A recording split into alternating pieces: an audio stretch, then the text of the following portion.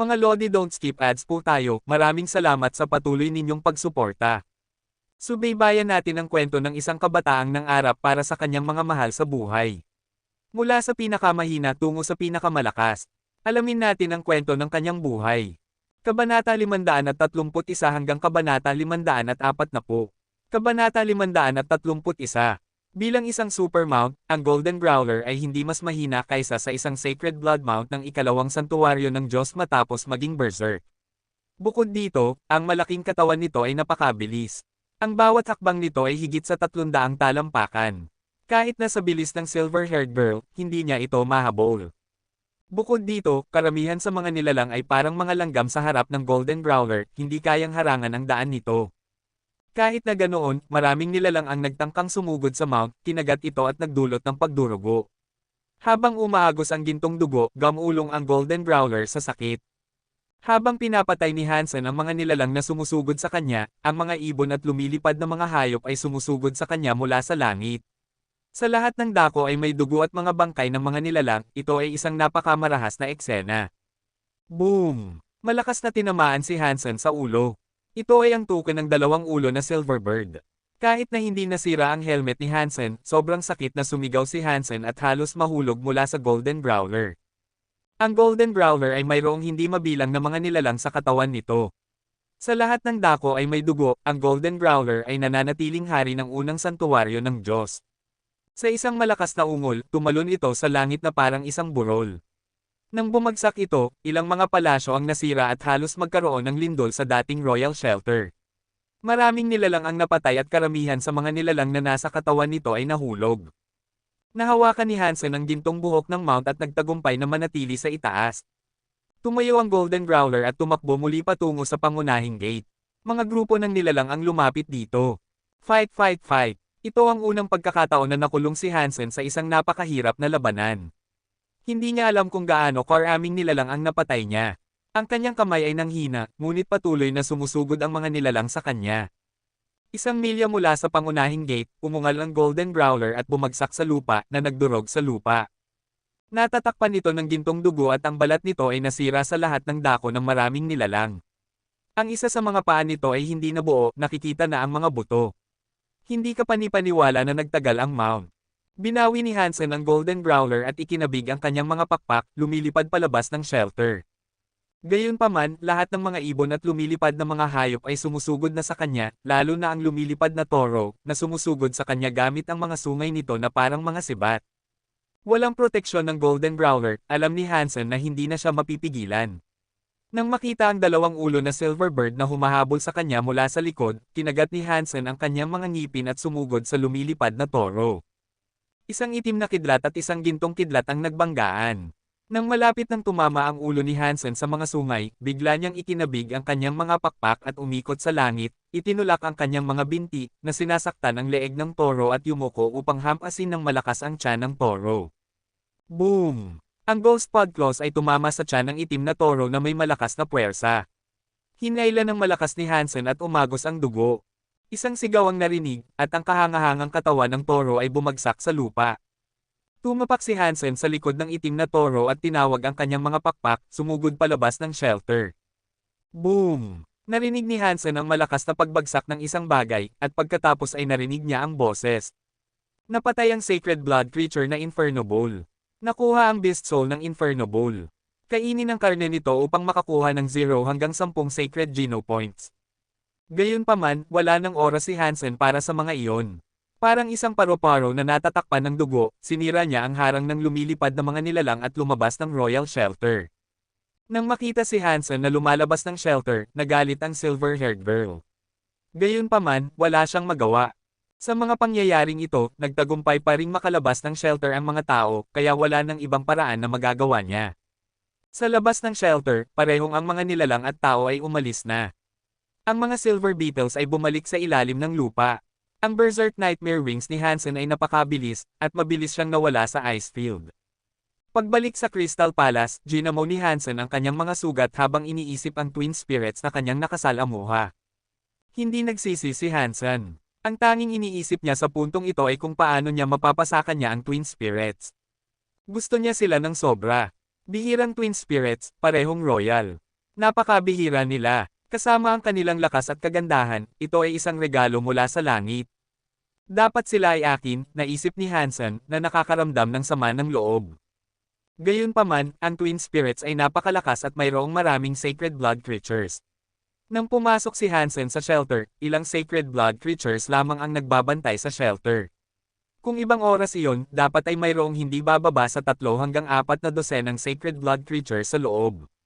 Kaya, napakaliit ng posibilidad na makapasok siya muli. Gayunpaman, hindi iyon nagpapahina sa pagnanasa ni Hansen. Determinado siyang makuha ang Twin Spirits, kaya gaano man kahirap, makukuha niya ang mga ito.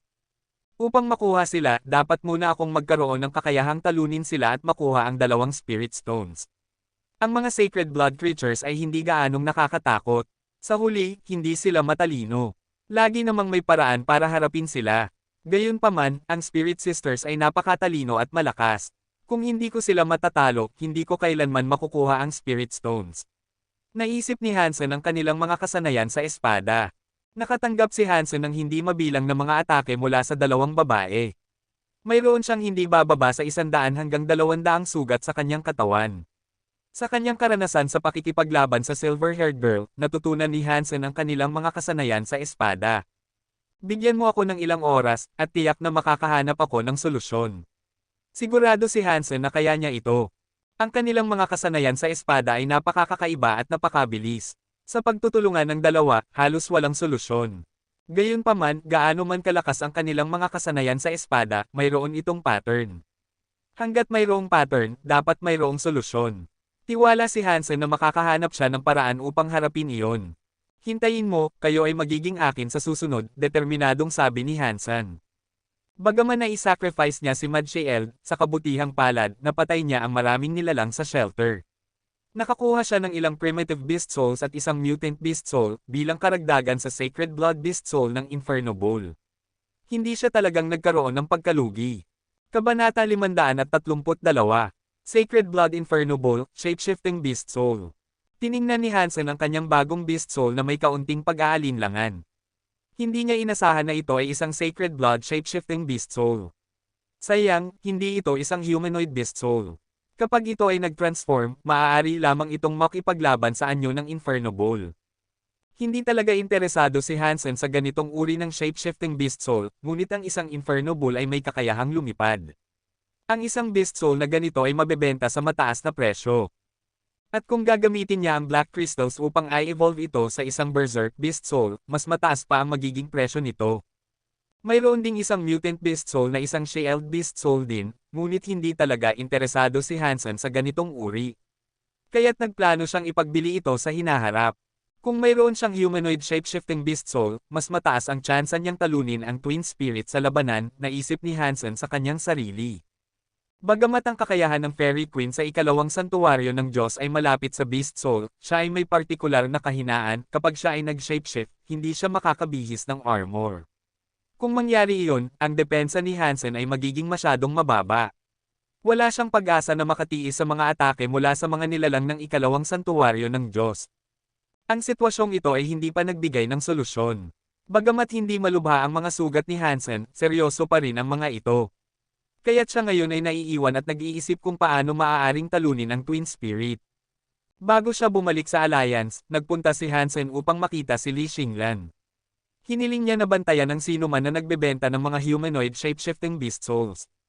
Isang humanoid shape-shifting beast soul. Ang ganitong uri ng bagay ay napakabihira sa Icefield.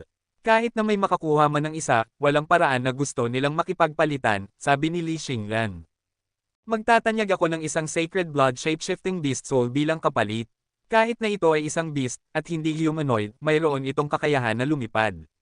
Bukod dito, ito ay isang berserk beast soul, ipinaliwanag ni Hansen.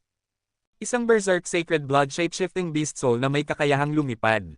Talaga bang totoo ang ganitong bagay? Ipinahayag ng mukha ni Li Xinglan ang kanyang pagkagulat habang tinitingnan si Hansen.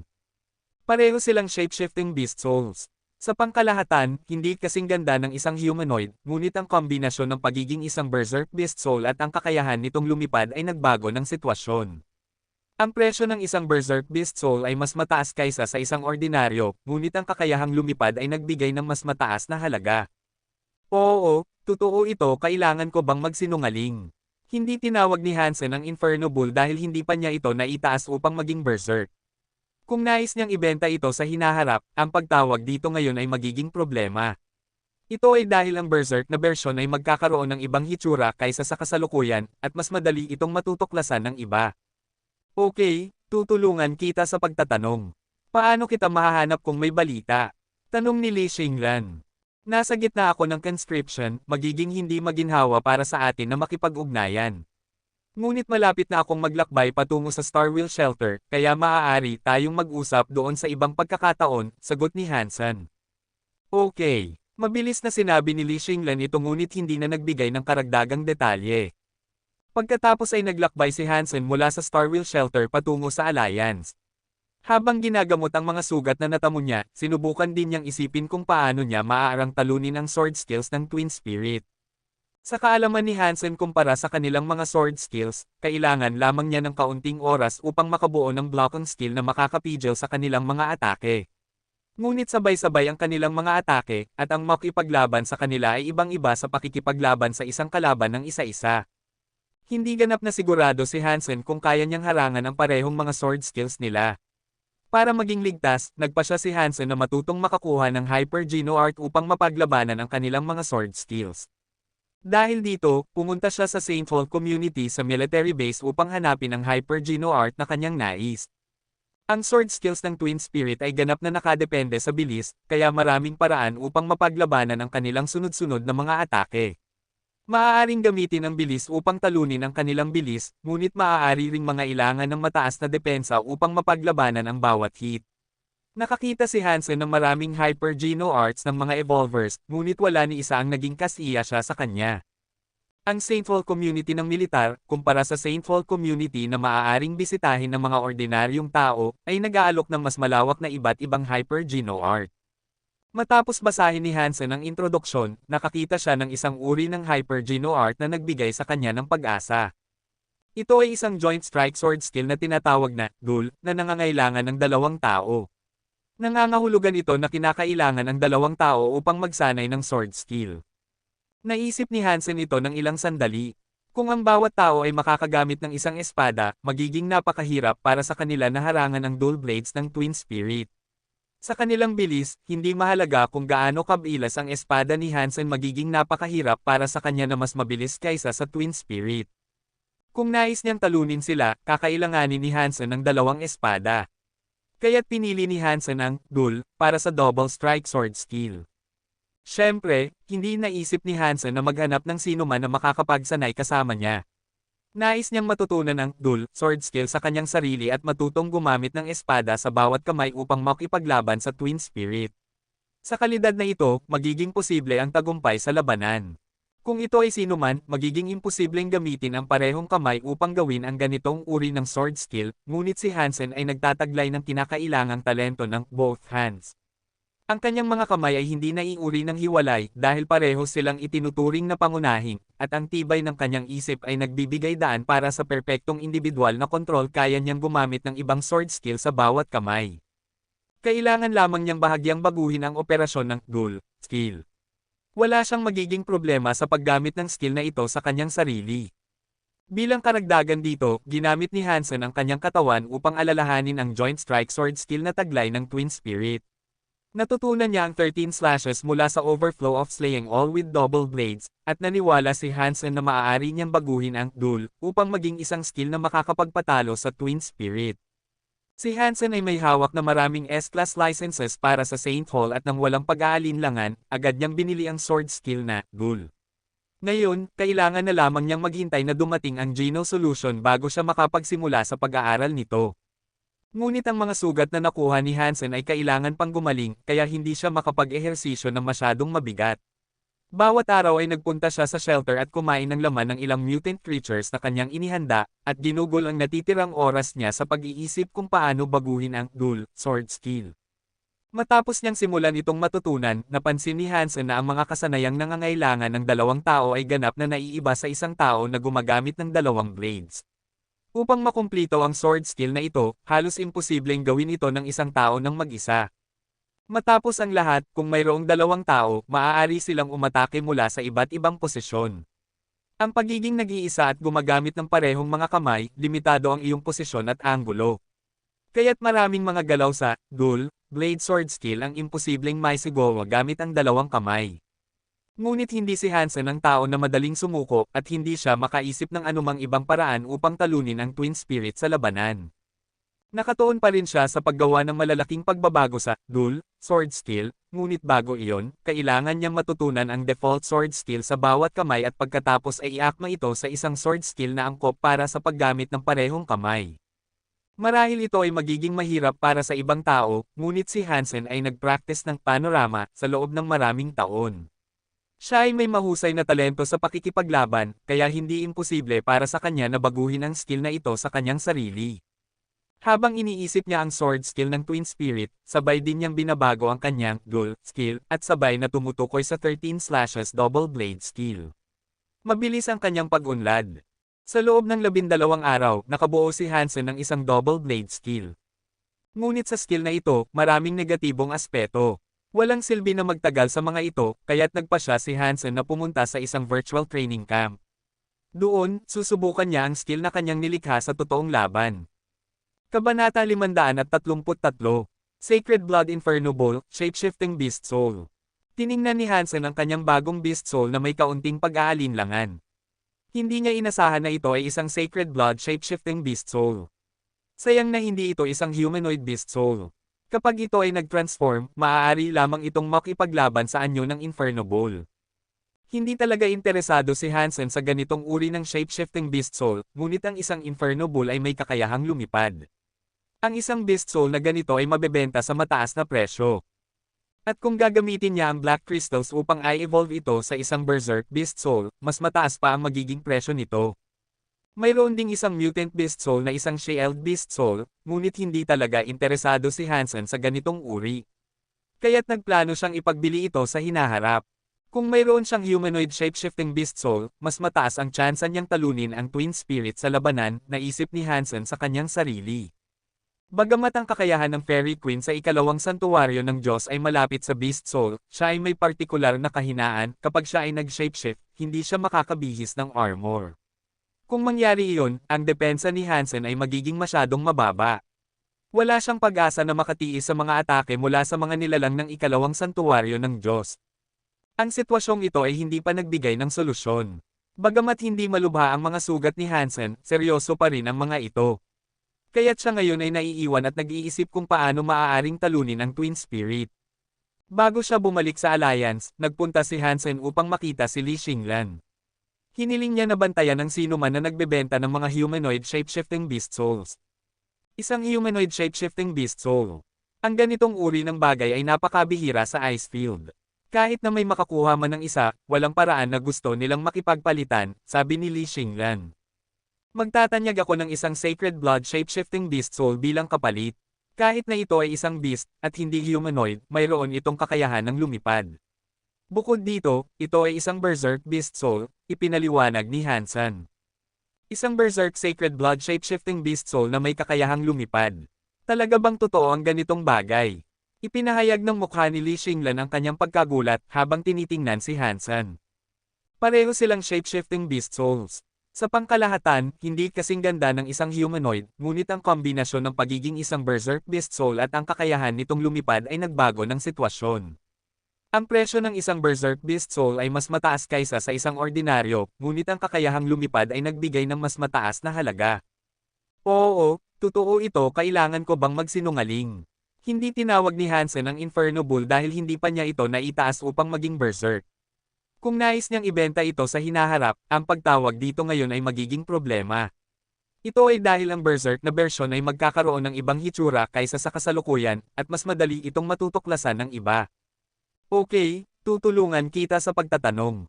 Paano kita mahahanap kung may balita? Tanong ni Li Xinglan. Nasa gitna ako ng conscription, magiging hindi maginhawa para sa atin na makipag-ugnayan. Ngunit malapit na akong maglakbay patungo sa Starwheel Shelter, kaya maaari tayong mag-usap doon sa ibang pagkakataon, sagot ni Hansen. Okay. Mabilis na sinabi ni Li Xinglan ito ngunit hindi na nagbigay ng karagdagang detalye. Pagkatapos ay naglakbay si Hansen mula sa Starwheel Shelter patungo sa Alliance.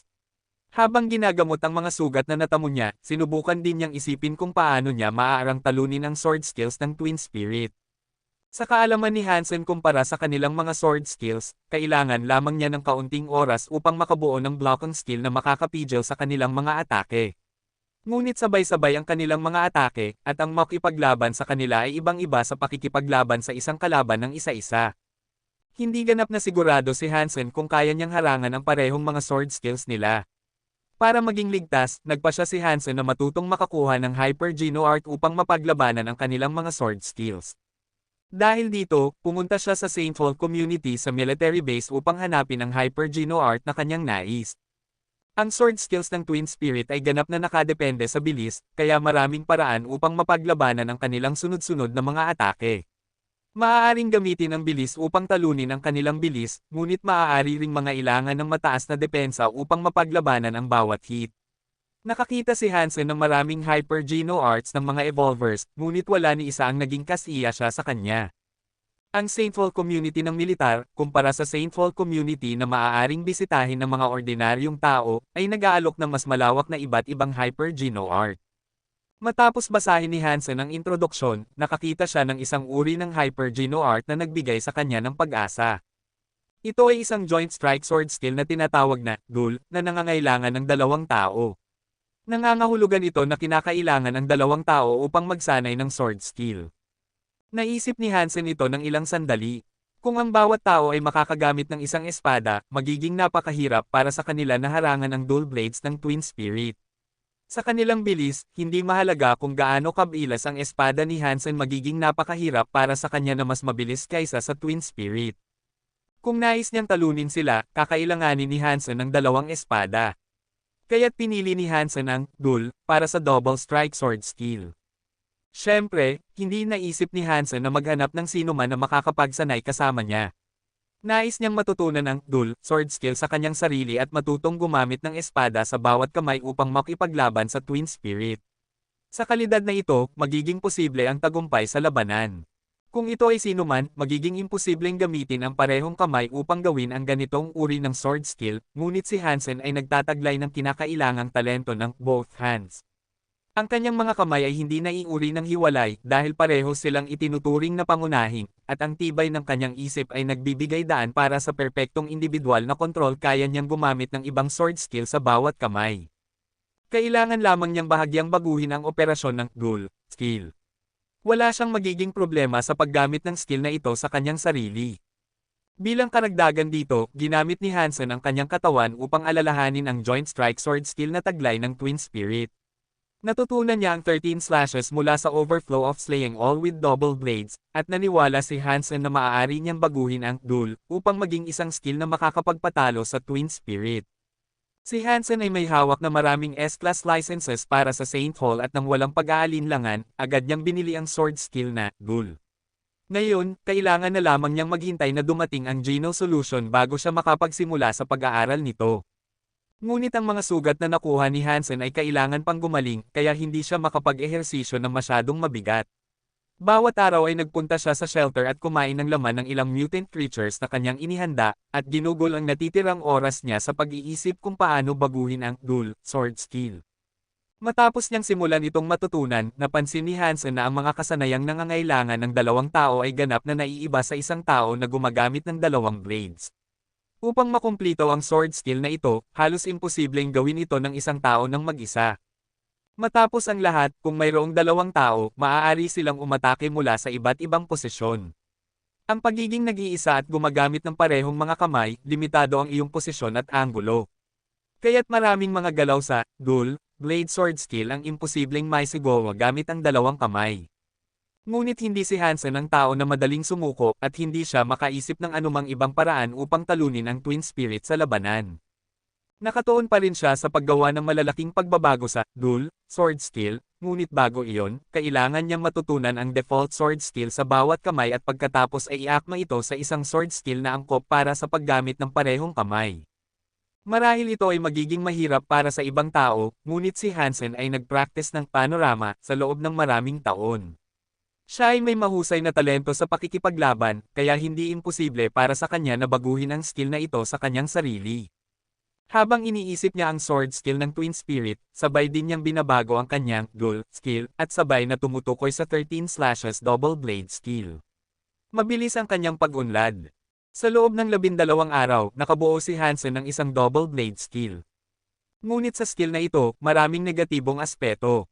Walang silbi na magtagal sa mga ito, kaya't nagpa siya si Hansen na pumunta sa isang virtual training camp. Doon, susubukan niya ang skill na kanyang nilikha sa totoong laban. Kabanata 534. Hansen. Bahagyang kinakabahan si Lee Xinglun. Batay sa kanyang kaalaman tungkol kay Black God, alam niya ang tunay na layunin nito. Okay lang. Kung may gustong magbigay sa akin ng Beast Soul ng libre, tatanggapin ko ito ng buong puso. Kaya ayos na yan, pinigilan ni Hansen si Lee Xinglun na magsalita. Alam ni Hansen na sinusubukan ni Lee Xinglun na maging mabait, at naintindihan din niya ang pananaw ni Black God, ngunit ito ay tumutugma sa kanyang sariling ideya. Matagal nang nagsasanay sila ni Tang Xinliu at mayroon silang 100% kumpiyansa sa kanilang kakayahang labanan ang Tornado Knife skill. Ito ay umuugma sa kanilang inis na hindi nila matugunan si Black God ng isang beses at para sa lahat. Ngunit ngayon, siya ang naghatid sa kanyang sarili dito, at labis na natuwa si Hansen. Makuha rin niya ang kanyang Inferno Bull pabalik. Hindi palalampasan ni Hansen ang pagkakataong ito. Magandang. Mabilis na desisyon niyon, mukhang nagsisimula na akong magustuhan ka, malamig na tumawa si Black God. Pumunta tayo sa plaza, masyadong bukas ang lugar na ito, sabi ni Hansen, na may parehong lamig. Okay, sumagot si Black God, ngunit hindi niya pinayagan ang kanyang mga tao na umalis. Pinalibutan nila si Hansen habang sila'y umalis patungo sa plaza, na parang sinasamahan ng isang delikadong kriminal. Nag-aalala sila kung baka tumakbo si Hansen. Dinala rin ni Lee Xinglun ang kanyang mga tao upang samahan si Hansen. Nang makarating sila sa plaza, ibinigay ni Hansen at Black God ang kanilang mga Beast Souls kay Lee Xinglun. Pakisuyo, sabi ni Black God, habang siya ay pumasok sa entablado ng plaza, nakatingin kay Hansen habang siya ay papasok. Mula nang makuha niya ang kontrol sa Black God Shelter, hindi pa siya nailagay sa ganitong kalugmok. Kung siya ay magkakaroon ng pagkakataon, sabik siyang papatayin si Hansen kaagad. Sa pagkakataong ito, hindi lamang niya nais ang pagbabalik ng kanyang Beast Soul, nais din niyang makuha ang buhay ni Hansen. Si Black God ay lubos na kumpiyansa sa kanyang Tornado Knife skill. Nakipaglaban na siya kay Hansen noon, kaya akala niya ay alam na niya ang lawak ng kanyang kakayahan. Dahil dito, ang ideya ng pakikipaglaban sa entablado ay nakatakot kay Hansen. Mabilis na kumalat ang balita tungkol sa pusta sa pagitan ni Black God at Hansen, at nakahatak ito ng maraming tao sa Starwheel Shelter upang obserbahan ito ng personal. Nagsimula ng makaramdam ng kawalang pag-asa si Lee Xinglun. Kung hindi pumayag si Hansen sa pusta, maaari pa rin niyang protektahan si Hansen at panatilihin siyang ligtas sa loob ng Starwheel Shelter. Ngunit kung napatay ni Black God si Hansen, wala na siyang ibang magagawa kundi sumunod sa mga tuntunin ng pustahan at ibigay ang lahat ng Beast Souls kay Black God. Nang nasa entablado si Hansen, wala nang pagnanais si Black God na makipagpalitan ng mga salita sa kanya. Nais niyang kagatin ang laman ni Hansen na may matinding galit. Tinawag niya ang Black Beast Soul Knife at sinimulang hampasin si Hansen na may matinding pagnanasa. Samantala, tinawag ni Hansen ang Ghost Pod Claws at nagbalik ng atake. Ang mga slash ay mukhang mababaw, ngunit nagbigay ito kay Black God ng pangunawa. Isang kakaibang ekspresyon ang lumabas mula sa kanyang mga mata.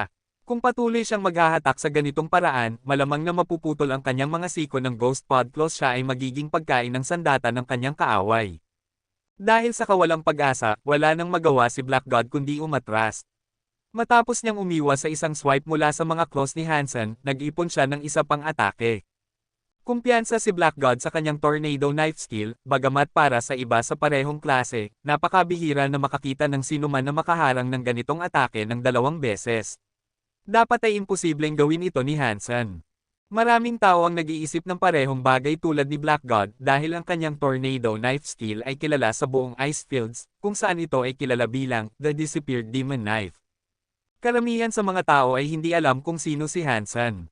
Maliban kay Lee Xinglun, na nakakaalam sa kanya, hindi nila maisip kung anong uri ng tao ang kusang loob na makipaglaban kay Black God. Ngunit mabilis na nabuksan ang mga mata ng mga manunood. Halos hindi sila makapaniwala sa kanilang nasasaksihan.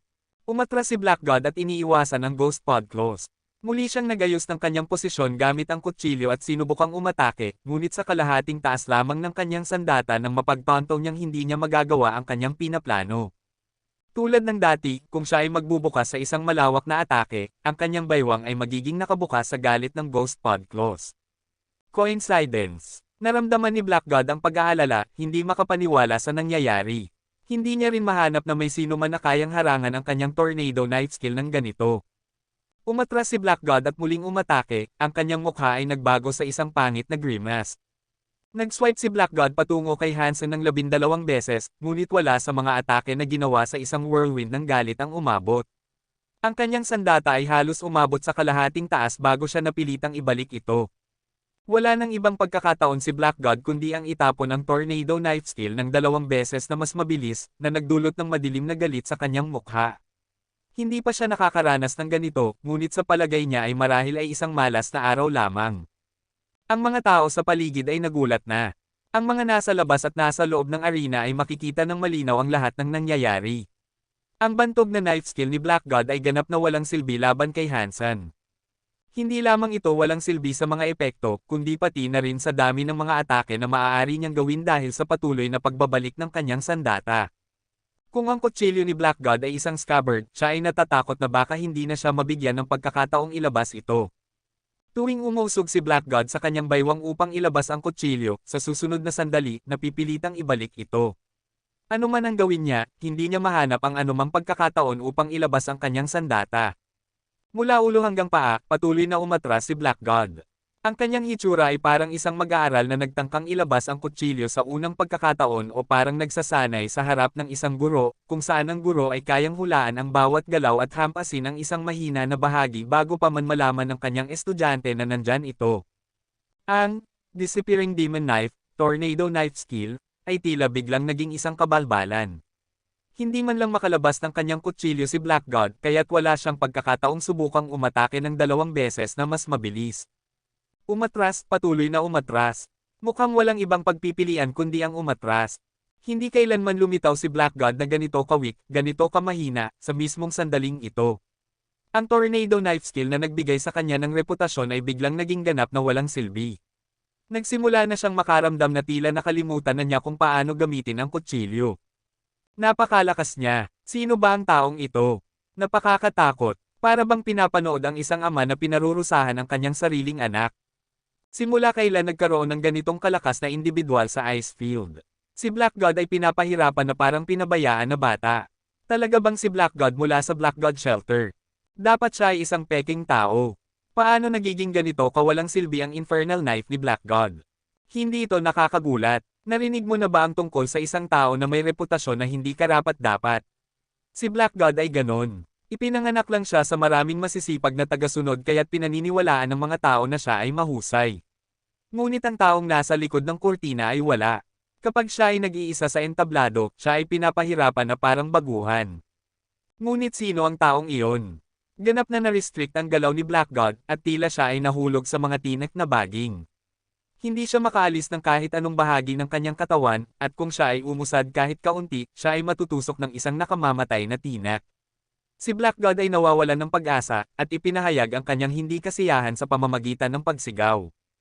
At habang naririnig ang mga pag-uusap mula sa ibaba ng entablado, siya ay labis na nagalit na naramdaman niya mawawalan siya ng malay. Sumigaw siya, at nagsimula siyang magwasiwas ng kanyang espada upang umatake ng walang pag-aalala para sa kanyang kapakanan. Nang sinubukan niyang umatake, napagtanto niyang kung hindi niya ibabalik ang kanyang braso na may hawak ng espada, mapuputol ito. Kaya't pinilit niyang lunukin ang kanyang galit at muling umatras. Walang pag-asa. Naramdaman niyang walang pag-asa. Biglang nabalot si Black God ng takot na namatay siya, at na ang kanyang pantog ay mawawalan ng kontrol kung hindi siya makakarating sa banyo sa tamang oras. Maging ang ilang obserbador mula sa Black God Shelter ay nagulat sa kanilang nasasaksihan. Halos hindi sila makapaniwala sa kanilang mga mata. Malinaw nilang alam ang lakas at lawak ng kapangyarihan ni Black God, at ang kayang gawin ng galit ng kanyang Tornado Knife skill ay dapat na walang kapantay sa mga ice fields. Paano ito maaring mapigilan sa paraan na kanilang nasasaksihan? Saan nagmula ang taong ito? Ang kanilang mga mukha ay puno ng sorpresa. Kung malapit nang sumuko si Black God, sila ay tiyak na nasa mas masamang kalagayan kung sila ay umakyat sa entablado. Dalawa o tatlong hitsura ay malamang na sapat upang wakasan ang kanilang mga buhay. Kabanata 535. Nanalo ka. Ang mukha ni Black God ay malalim na parang tubig habang malamig siyang nagsalita. Kung may ibang pagpipilian si Black God, hindi niya sana inamin ang pagkatalo sa ganoong paraan. Ngunit ngayon, siya ay natatakot, siya ay naitulak sa kanyang limitasyon at umabot sa kanyang breaking point. Kung ipagpapatuloy pa niya ang laban, alam niyang hindi magtatagal bago siya mapatay. Sa puso ni Hansen, nakaramdam siya ng pagkadismaya. Ang blocking skill na iyon ang huli niyang nais na gamitin. Madaling masira ang tornado knife, ngunit kung nais niyang patayin si Black God, kailangan niyang umasa dito. Imposible na patayin siya sa isang atake, kaya binigyan si Black God ng pagkakataong sumuko. Nakita niya si Black God na tinawag ang kanyang mga tao upang umalis, ang kanyang mukha ay puno ng lungkot. Pagkatapos, ibinalik ni Lee Xinglun ang Snow Lady at Inferno Bull kay Hansen. Bro, napakahusay ng iyong mga kasanayan. Hindi ko akalain na ang iyong mga kasanayan ay makakapigil kay Black God sa pag-atake, pinuri siya ni Lee Xinglun. Ordinaryo lamang ang aking mga kasanayan marahil si Black God ang mahina. Tumawa si Hansen. Nasa loob pa rin ng tainga ni Black God ang mga sinabi at naramdaman niyang namula ang kanyang mukha. Ngunit hindi siya lumingon upang makipag-usap at patuloy na umalis. Matapos ang laban, alam na ng lahat ng tao sa buong Icefield ang pangalang Hansen. Ang kanyang laban kay Black God ay mabilis na naging kilala, isang kwentong malawak na kumalat na agad na naging pinakabagong usapan. Wala nang oras si Hansen upang marinig ang sinasabi ng iba, sapagkat sa sandaling natanggap niya ang Snow Lady, bumalik siya sa Crystal Palace. Pinatakbo niya ang Crystal Palace patungo sa Goddess Shelter upang masuri ang sitwasyon doon. Kasabay nito, nangolekta siya ng isang batch ng karne mula sa mga deep sea creatures upang ibenta. Sa daan, sinubukan ni Hansen na ipasok ang Snow Lady sa kanyang katawan. Ngunit ang naramdaman niya ay ang lamig ng kanyang katawan at ang pagkaputla ng kanyang mukha. Ang kanyang buhok ay naging puti at ang estruktura ng kanyang katawan ay naging mas pambabae kumpara sa kanyang dating panlalaking hitsura. Sinubukan ni Hansen ang kanyang bilis, at napansin niyang ito ay lubos na tumaas. Bagamat ang Beast Soul ay tanging nagpatataas ng kanyang bilis, ang lawak ng pagtaas nito ay talagang makabuluhan. Ang lamig sa kanyang katawan ay nagbigay daan kay Hansen na mas madaling maipatuloy ang kanyang ice skin skill. Kung isang ordinaryong tao ang nakikinabang sa Snow Lady, natatakot siya na ang buong katawan nito ay ma-freeze. At ngayon, tungkol sa Snow Lady Beast Soul, si Hansen ay labis na nasisiyahan sa mga resulta. Pinakain niya ang isang Black Crystal sa Snow Lady at in-evolve ito sa Berserk variant. Pagbabalik ni Hansen sa Goddess Shelter, ibinigay niya ang laman kay Yang Manli. Plano niyang magpatuloy sa alliance, ngunit sinabi ni Yang Manli na si Zero ay hindi kumakain ng sapat kamakailan at hindi siya kumain sa nakaraang ilang araw. Bakit ka hindi kumakain? Hindi ba mo gusto ang pagkain dito? Nang makita ni Hansen si Zero, siya ay nakaupo sa isang bintana ng tore. Pinagmamasdan niya ang bumabagsak na nyebe sa labas, at tila nawawala sa isang masayang pagninilay. Umiling si Zero at sinabi, hindi ako gutom. Hindi ka Diyos, paano ka hindi magiging gutom? Halika, sabihin mo sa akin kung ano ang gusto mong kainin at gagawin ko ito para sa iyo. Banayad na tinapik ni Hansen ang kanyang ulo habang nagsasalita. Makakasama mo ba ako sa susunod na aalis ka? Tumingin si Zero kay Hansen habang siya ay nagsasalita, na nagpapakita ng kanyang malalaking mata. Sigurado. Nagatubiling si Hansen ng kaunti. Ang pagkakakilanlan ni Zero ay medyo mahiwaga, at ayaw niyang malaman niya ang marami tungkol sa kanyang pagkatao. Ngunit naisip niya na siya, na walang pamilya, ay malamang na siya lamang ang tanging taong tunay na konektado sa kanya. Nakaramdam siya ng awa para sa kanya, kaya't ayaw niyang tanggihan siya. Sa wakas ay ngumiti si Zero. Kahit na ito ay simpleng pagtaas ng mga labi, kayang tunawin nito ang puso ng sinumang makakita. Halika, kumain muna tayo. Sabihin mo sa akin kung ano ang gusto mo, at gagawin ko ito. Hindi ako nagbibiro kapag sinasabi kong ang aking mga kasanayan sa pagluluto ay hindi mas mababa sa mga chef ng 3 ranggo na restaurant. Hinayla ni Hansen siya upang kumain ng kaunti. Nagsisinungaling si Hansen, sa katotohanan, hindi maganda ang kanyang mga kakayahan sa pagluluto. Ang saklaw ng kanyang kakayahan ay limitado sa pagluluto ng mga stew at pag-grill ng karne. Kung ang pagkain na nais niyang kainin ay hindi maihahanda at maihahain sa alinman sa mga paraang iyon, kakainin na lamang niya ito ng hilaw. Para kay Zero, nag-grill siya ng pinakasariwang red shell shrimp na mayroon siya. Maingat na sinuportahan ni Zero ang kanyang ulo sa kanyang maliliit na kamay habang siya ay nakaupo sa mesa. Dinikdik ni Hansen ang shrimp at matapos niyang i-grill ang isang bahagi, direkta niya itong ibinigay sa kanyang bibig. Binuksan ni Zero ang kanyang bibig at mabilis na tinapos ang buong kotsarang shrimp. Nakatiklop ang kanyang mga mata sa kasiyahan, habang ang kanyang mukha ay nagniningning sa tuwa. Nakatitig si Hansen sa kanya, at bigla siyang nakaramdam ng awa. Ang damit na suot ni Zero ay ang kasuotang binili niya para sa kanya noon. Naalala niya na iyon ang parehong damit na binili niya para sa kanya sa kanilang unang pagkikita. Tila hindi niya gaanong inaalagaan ang kanyang buhay. Nag-aalala siya na maaaring mayroon lamang siyang dalawang set ng damit at na ang kulay nito ay matagal nang nag-faded sa mga walang katapusang paghuhugas mula noon. Matapos silang kumain, nagpasya si Hansen na bumili ng ilang bagong damit para kay Zero mula sa mga tindahan sa Goddess Shelter. Binigyan niya siya ng oras upang bumalik sa bahay at magbihis ng kanyang mga bagong damit. Nang bumalik siya upang ipakita ang kanyang sarili, siya ay mukhang mas maganda at mas bata kaysa sa kanyang hitsura kaninang umaga. Ito ang dapat na hitsura ng isang batang babae, naisip ni Hansen. Hindi na inilalayo ni Hansen si Zero gaya ng dati dahil talagang iniisip niyang wala siyang ibang mapagkakatiwalaan. Ngunit hindi lang iyon ang dahilan. Alam niya kung gaano kalakas ang kanyang sariling katawan na nagbigay sa kanya ng mas kaunting dahilan upang iwasan siya. Dinala niya si Zero sa Crystal Palace at sabay silang naghahanap ng isang nag-iisang deep sea mutant creature. Sinubukan din nilang malaman ang dual sword skill. Habang nasisiyahan si Hansen na malayang maglakbay sa kalapit na lugar, hindi siya naglakas loob na pumasok sa shelter na nasa ilalim ng dagat. Ang mga nilalang sa mga tubig na iyon ay kadalasang naglalakbay sa mga grupo, at marami ang kanilang bilang. Kung nais niyang manghuli ng isang mataas na ranggo na nilalang, kailangan niyang makahanap ng isa na namumuhay ng nag-iisa. Tahimik na nakaupo si Zero sa isang sulok, nakatayo ang kanyang mga kamay sa kanyang panga habang pinapanood si Hansen na nagsasanay ng dual blade sword skill. Wala siyang interes na makipag-usap sa mga snow charmers. Ang bangka ay naglalayag sa loob ng ilang araw nang makita ni Hansen ang isang jellyfish na nagniningning na parang isang malaking parol na dumadaloy sa tubig na may malaking enerhiya. Ito ay maganda. Parang maraming jellyfish sa dagat, ngunit karamihan sa kanila ay nasa isang grupo. Bihira ang makitang masaya na manatiling nag-iisa. Tingnan natin kung maaari nating hulihin ito. Naisip ni Hansen kung ano ang dapat gawin, at pagkatapos ay tinawag ang Golden Armor at isang glyph. Umalis siya sa Crystal Palace at lumangoy patungo sa jellyfish. Kahit na walang ibang nilalang sa paligid niya, nakasuot si Hansen ng armor at glyph para sa proteksyon. Kahit na ang jellyfish ay mula sa Sacred Blood class, mayroon si Hansen ng kapangyarihang protektahan ang kanyang sarili. Hindi mahirap para sa kanya na tumakas at bumalik sa Crystal Palace kung kinakailangan. Iba ang pakiramdam sa ilalim ng dagat. Dahil sa daloy ng tubig, kapag si Hansen ay lumalangoy, posible na madetect ang kanyang presensya ng ibang mga nilalang ng medyo mabilis. Ngunit ang jellyfish na mukhang isang malaking parol ay tila ngayon ay gumagalaw ng mabagal, nananatili kung saan ito, pagkatapos ay tumataas at bumababa sa tubig. Tila hindi nito napansin si Hansen na lumalapit dito.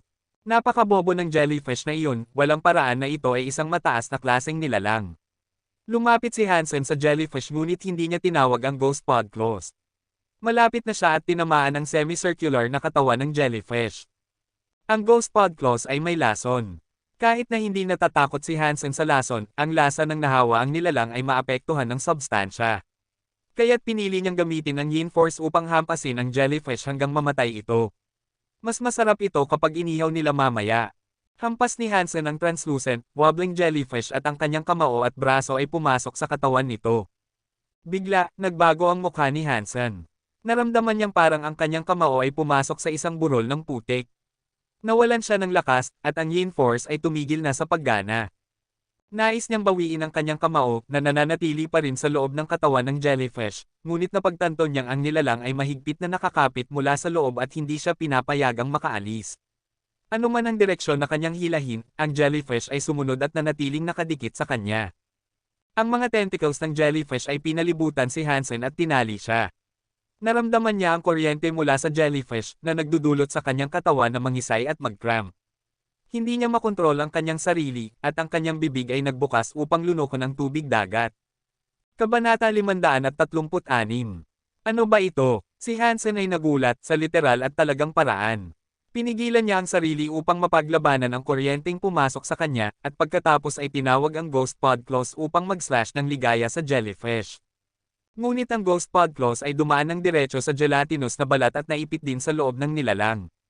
Nabigla si Hansen ng jellyfish na ito ay parang isang buhay na tambak ng malapot na syrup.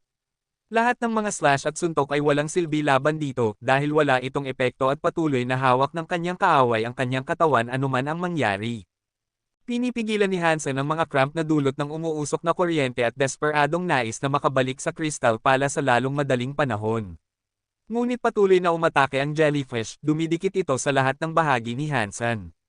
Sa puntong ito, kalahating katawan ni Hansen ay natakpan na ng jellyfish at tiyak na susunod na ang natitirang bahagi. Ito ang unang pagkakataon na nakatagpo si Hansen ng ganitong nakakatakot na nilalang at ang kanyang puso ay napuno ng takot. Ang kanyang isipan ay mabilis na nag-iisip, sinusubukang makahanap ng paraan upang makaligtas sa kanyang masamang kalagayan. Bigla, sa sulok ng kanyang mata, napansin niya ang isang anino na lumalangoy patungo sa kanya mula sa Crystal Palace. Muling tumingin si Hansen at nakita si Zero na lumalangoy patungo sa kanya. Sa kanyang gulat, nais niyang sumigaw at sabihan si Zero na huminto, ngunit sa ilalim ng tubig, hindi ito posible. Si Zero ay mabilis na lumalangoy patungo kay Hansen at dumating sa kanyang tabi. Muli niyang iniabot ang kanyang mga kamay, sinusubukang itulak ang jellyfish palayo sa kanya. Huwag! Sumigaw si Hansen sa kanyang puso, ngunit walang silbi. Si Zero ay nahuli na ngayon ng jellyfish, katulad ni Hansen. Mas marami pang kuryente ang Dom Alloy sa kanyang katawan at patuloy na nangisay ang kanyang katawan sa spasms. Pakiramdam niya ay magiging uling na siya sa anumang segundo. Pinagdaraanan ni Hansen ang sakit at desperadong sinusubukang isipin kung paano niya may iligtas ang sarili at si Zero. Ngunit napansin niya ang mga mata ni Zero na kumikislap ng kakaibang kulay lilac. Ang kanyang mga itim na pupil ay ngayon ay nagniningning ng purple at ang kulay ay kumalat upang sakupin ang kanyang itim na buhok. Maliit na purple na mga sungay ang lumitaw mula sa itaas ng kanyang ulo. Sa isang iglap, siya ay naging Royal Shire na nakita ni Hansen noong kanilang unang pagkikita. Ching! Si Zero, na kumuha ng hitsura ng Shire, ay ginamit ang kanyang mga kamay upang punitin ang jellyfish. Ang nilalang, na parang putik, ay tila nawala ng kapangyarihan sa ilalim ng kontra-atake ni Zero. Parang tinamaan ng isang napakalaking kutsilyo, ang halimaw ay nahati sa dalawa. Si Hansen ay nagulat sa kanyang nakita. Nang si Zero ay nasa ganitong anyo, mahirap paniwalaan kung gaano kalakas ang kanyang kapangyarihan. Kahit ang napakalaking jellyfish ay hindi nakatiis sa lakas mula sa kanyang maliliit na, maramdaming mga kamay. Ang mga mata ni Zero ay patuloy na nagniningning ng kulay lilac at ang kanyang mga kamay ay nanginginig. Sa isang sandali, nilinis niya ang katawan ni Hansen mula sa mga tentacles na parang mga baging na nakagapos sa kanya. Pagkatapos, mabilis siyang hinayla pabalik si Hansen sa Crystal Palace. Splash! Pareho silang nagmadaling umangat mula sa tubig. Si Zero ay mabilis na bumalik sa bangka at nahiga sa sahig. Ang kulay ng kanyang ngayoy purple na buhok ay nagsimulang mag-fade at bumalik sa itim, habang ang mga sungay na lumitaw sa kanyang ulo ay lumiit at nawala. Sa isang iglap, siya ay muling nagmukhang karaniwang tao. Mabilis na sinuri ni Hansen siya. Napansin niyang nawalan siya ng malay ngunit wala siyang malubhang pinsala. Nang matapos ang kanyang pagsusuri, naglabas siya ng mahabang buntong hininga ng ginhawa. Nanatiling nawala ng malay si Zero ng mahigit 2 araw. Nang sa wakas ay magising siya, siya ay mahina at hindi makahanap ng pagnanais na kumain sa susunod na ilang araw. Isang tao ba siya o isang Shire? Naisip ni Hansen sa kanyang puso, at ang mga pagdududa niya tungkol sa kanyang lahi ay tumindi. Ngunit sa ngayon, higit sa lahat, nag-aalala siya para sa kanyang kalagayan. Hindi niya alam kung makakasama si Zero na naging Shire dahil sa ngayon, siya ay nasa isang napakamahinang estado. Mukha siyang pasyente na sumailalim sa mahabang, masusing operasyon, ang kulay ng kanyang mukha ay walang anuman. Sa kabutihang palad, siya ay hindi nasa kritikal na kondisyon. Nagbigay si Hansen sa kanya ng nutrient solution na inumin, kasama ng mga likido na idinisenyo upang ayusin ang pagod na katawan. Ang huling gamot ay nagmula mismo sa Alliance. Sa kabutihang kapalaran, unti-unting bumuti ang kanyang kalagayan. Matapos ang insidente sa jellyfish, hindi na naglakas loob si Hansen na manghuli sa deep sea ng mag-isa. Kinuha niya ang bangkay ng jellyfish at nilutong ito upang maunawaan kung saan ito nagmula. Lumabas na ito ay isang Sacred Blood Class Red Demon Jellyfish, at nadagdagan nito ang Sacred Geno Point Score ni Hansen ng 8. Pagbalik sa Alliance, maingat na sinuri ni Hansen ang kanyang palaisipan, ngunit hindi siya nakakita ng anumang bagay na makapagbibigay sa kanya ng higit na pag-unawa sa kalagayan ni Zero. Ang mga tao ay tao, ang mga Shire ay Shire. Bagamat nagbahagi sila ng mga katulad na katangian sa anyo, sila ay dalawang magkaibang species. Imposibleng maging Shire at tao ang isang tao. Tiningnan ni Hansen ang impormasyon kasama ang isang biologist. Pinatunayan ng biologist sa kanya na ang mga gene na naghihiwalay sa mga Shire at tao ay napakaiba upang maging compatible o kahit na magkaroon ng hybrid. Kahit na ito ay isang artificial na kultura, imposibleng magkaroon ng crossbreed sa pagitan ng tao at Shire. Kaya, paano mo pinakamahusay na ilalarawan si Zero at ang mga kakaibang katangian ng kanyang sitwasyon? Malalim na iniisip ito ni Hansen ngunit wala siyang naisip na anumang conclusion. Interesado rin siya sa tato ng 9 life cat sa likod ni Zero. Hansen, maaari ka bang sumama sa akin? Habang si Hansen ay nag-uusisa sa iba't ibang mapagkukunan ng impormasyon, kumatok si Jianran sa pinto at pumasok sa silid. Siyempre saan tayo pupunta? Nagulat si Hansen nang tingnan si Jianran. Ito ay dahil bihira si Jianran na pumunta sa silid ni Hansen at karaniwang nakikipag-ugnayan lamang siya sa kanya sa pamamagitan ng communicator. Kung si Jianran ay handang dumiretso sa kanyang silid, tiyak na ito ay isang mahalagang bagay. Kaya't hindi na tinanong ni Hansen ang kanyang motibo sa pagpunta at agad siyang sumang-ayon na sumama sa kanya. Bumukas ang bibig ni Jianran na parang nais niyang sabihin ang isang bagay, ngunit siya ay huminto. May mga isyu bang hindi natin maaring pag-usapan sa pagitan natin? Tanong ni Hansen habang kumikindat.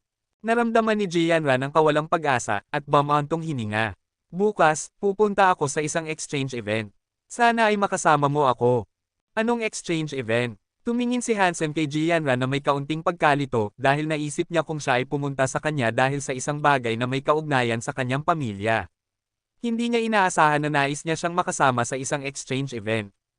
Paano ko ba ito maipapaliwanag? Ito ay isang semi-private exchange event. Ang mga taong kasali sa event na ito ay mga kabataan, katulad ko.